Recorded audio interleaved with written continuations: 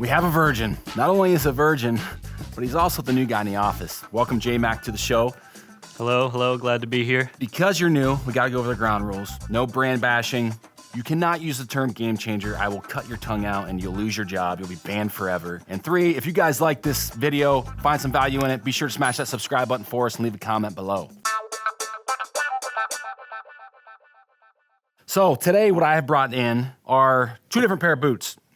2 different pair of boots for 2 different purposes. Last couple years, I made the investment in these boots, and I think from an active hunting perspective, this is one of the most important investments that you need to make. It allows you to be more comfortable in the field. It allows you to cover more ground. It allows you to rest and recover from those active hunts a lot more efficient. So what I have here, these are both Crispi models. I have the Crispi Thors GTXs, I believe. So this is their first model, which are now discontinued. The Thor is a very kind of stiff, narrow footbed boot, very, very light synthetic body, and it's really meant for very rugged terrain. So when I was in Idaho, this is what I wore. We were in some really nasty stuff, really steep stuff, and that boot did really, really well. But because it is so stiff, I had a really hard time breaking them in. The soles got to be really, really slippery because there's just not a lot of flex. And every boot company, shoe company, is going to measure that flex a little bit different, but I think this is a 4 rating with Crispi. 4 out of 5. 4 out of 5, yeah. So it's one of the more stiffer boots that you can get from Crispi, but absolutely fantastic boot. No complaints about it. I mean, I put 100 miles on these just when I was in Idaho in 2021. And those are the old version. These are the old version, and this is going on 4 years, I think, with this boot. So, I mean, a little normal wear and tear. I usually do maintenance on these, but they've done extremely well for me. Yeah, you wear those in turkey season, scouting, all throughout deer season. So, yeah, there's like a few hundred miles on those boots. I would say I'm over 300 on these boots. They look very well broken into, that's for sure. Yeah, fantastic boot. So this model is the Crispi, I think they're the Hunter GTX. They have a little more insulation. I think these are 200 gram thin slit insulation. It has a much wider footbed. I have really wide feet. And this is more, honestly, a whitetail boot for me. When it gets kind of cold, there were times where my feet would get a little cold in these Thors. So I went ahead and made the investment in this boot specifically for whitetail hunting. It's a little softer, so you can feel the ground underneath you while you're trying to slip around or sneak around. You don't have to worry, if you're stepping on a branch or a stick, you can kind of feel that a little bit more. The only thing I do not like about these boots, and I think, Cameron, you're running the same ones, they squeak. They do. I don't know what it is or how to get around it. I thought after they broke in, they would do a little bit better, using some leather conditioning stuff on them to get them softer, broke in. I thought that squeak would go away, and it just hasn't. But the bottom line is both great pairs of boots, and I'm not being an advocate or saying you have to go buy Crispi boots. That's not it. There's a lot of great manufacturers out there that make fantastic footwear. The thing is, you need to try them on and buy the boot that feels best to your foot. There's so many guys that will just buy Crispi boots or buy Zamberlan boots or buy whatever X brand Keens or whatever it is just because somebody else has them. That's the wrong way to go about that purchase. Yeah, I've run the Crispis, and then I also ran a pair of Zamberlans, which Zamberlan's another Italian-made boot. Great boot, but Jake and I both bought the exact same pair, and we both had not the best experience with them, and that led both of us to go to Crispis. But there's people that rave about Zamberlan boots, so it's not, maybe it's just our feet are different, the experience, maybe the way we used them. I know Jake burnt a hole in his next to a fire, so we didn't take the best care of them when we were out in Colorado, but we bought those specifically for that hunt. I bought these, the Hunters, because of they're the tallest boot Crispi makes. They're a 10-inch boot, and I don't like rubber boots, so I needed a lace-up boot that was a little bit taller, and I'm actually about to make another purchase of Crispi boots. And I'm between like the Ativa Mid GTX and the La Pagna, so if you guys have any experience with those, leave me some feedback. They're both really light boots. They're almost like a hiking shoe. For spot and stock hunting, ground hunting, I want to be quieter. The Hunters are just bulkier than I would want. But for like late season hunting and tree stand hunting and stuff like that, fantastic boot. Bottom line is, I don't think we need to vote on this. A quality pair of boots is a piece of gear. It's a big investment, and you need to make a solid decision when it's time to make that investment. Gear. I'd agree. For me, boots are definitely like each brand. You have to just kind of try different ones, find your own boot that you like. For me, it's like lightweight, waterproofing, and breathability are big for me because my feet sweat a lot and I also have a wide foot. With the squeaking thing, one thing I have done in the past with squeaky boots is you take the sole out and you actually put baby powder in the bottom and put the sole back on and the squeaking stops.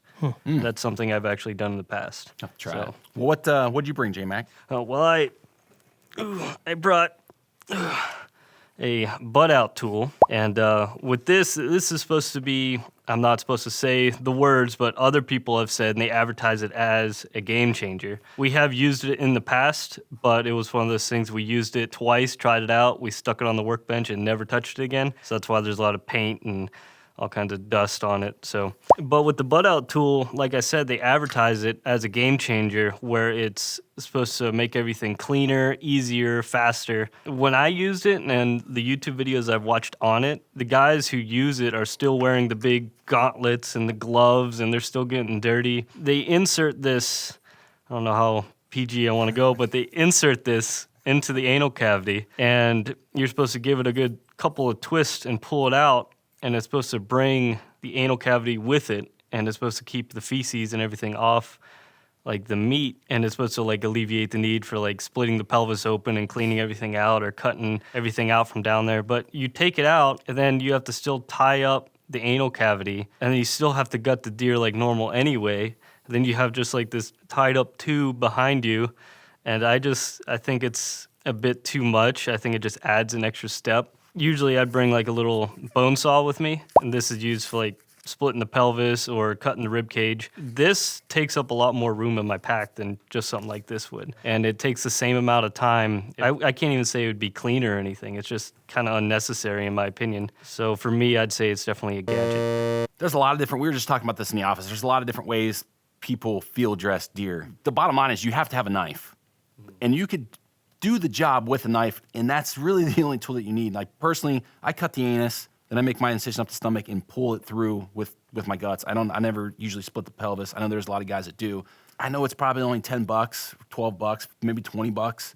I mean, you don't need it. No, you can buy more advanced insole for your boots and leave that at home. That's just like it's a post-mortem sex toy. You're sticking this thing, like, it's just unneeded. It's unnecessary. I just don't like the targeted marketing on it, like making it something easier for you as a hunter. It's just... Yeah, and with that round plastic thing towards the handle, they actually call that a splash guard. So anything that has a splash guard, I'm kind of going to pass on. I'm out. I'm out. I think that's enough said. Gadget.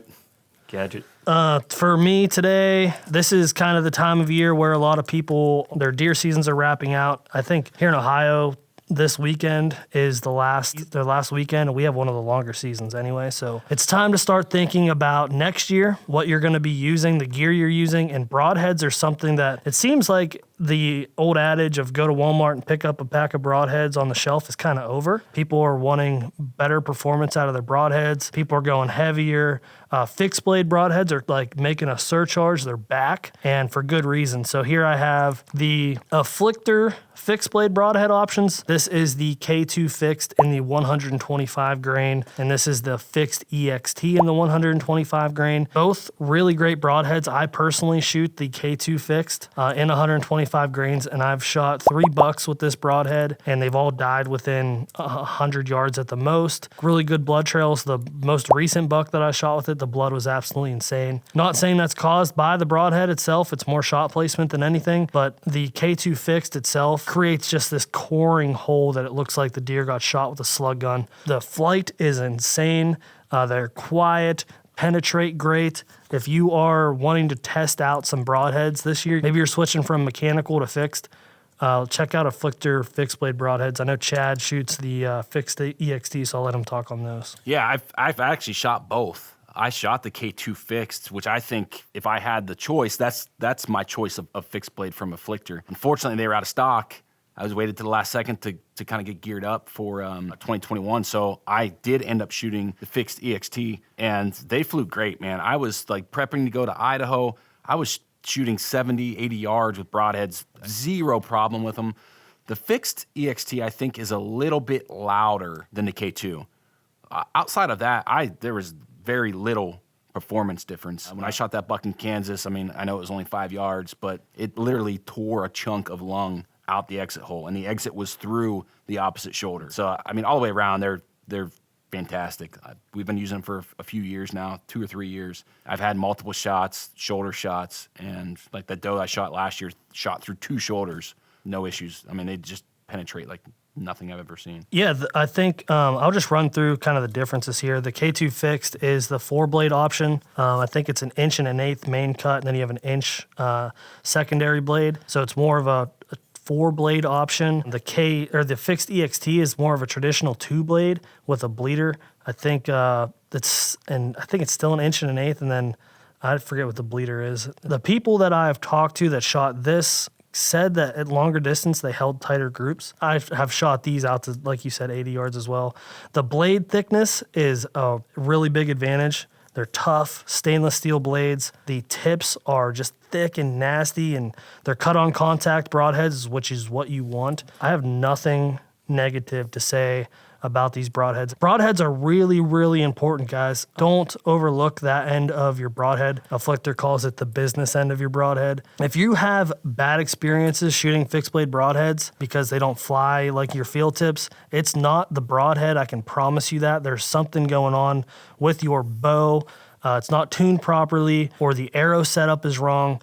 Don't blame it on the broadhead, guys. So test these out for yourselves. I'm going to stop rambling on about them. Quality broadheads, piece of gear, absolutely. I've never used them myself, but one of the things that catches my attention is that really thicker head on it. As a hunter who's been known to hit a tree or two in my time, that's a pretty big call for me, is that thicker head, so that way I know even if I do hit one of those trees, it looks like the broadhead will still be good to go. Yeah, they're tough as nails.